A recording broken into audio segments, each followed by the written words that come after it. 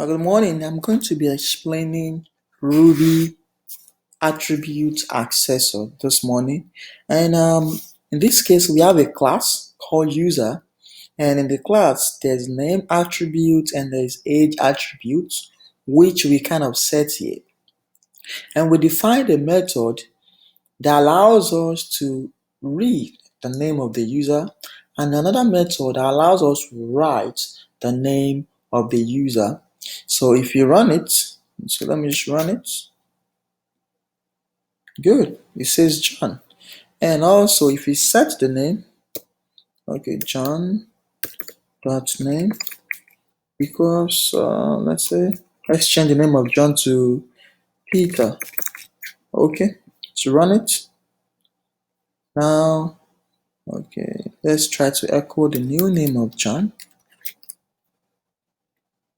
It should now be Peter, right? So we see, but if we try the same thing with, if we try to get the age of John, John.age tells the undefined method age, it's because we have not defined any method that allows us to access the age of John.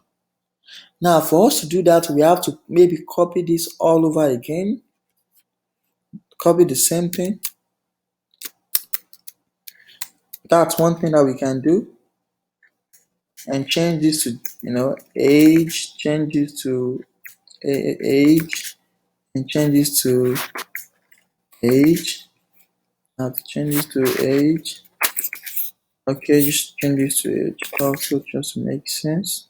And also change this to age.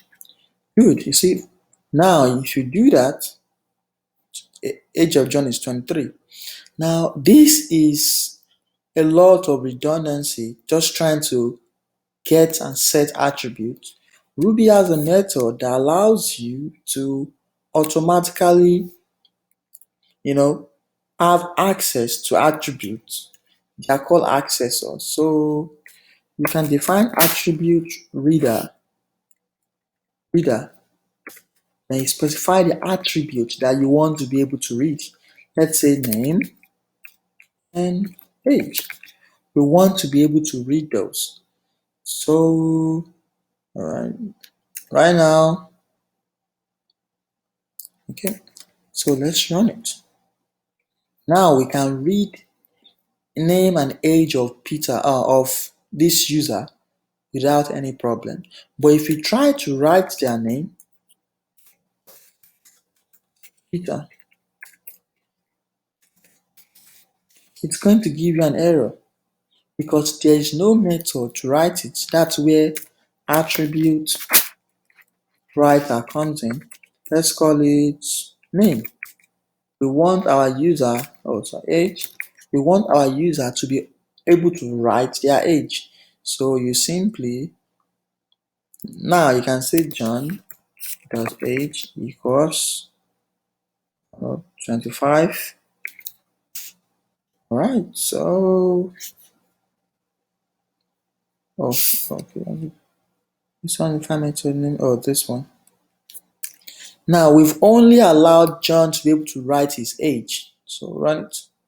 So, and if you, that's basically, attribute accessor. It's a shortcut that allows you to, access attributes and write attributes without necessarily having to define, like we did earlier. It's easy. And that's it for now. Thank you.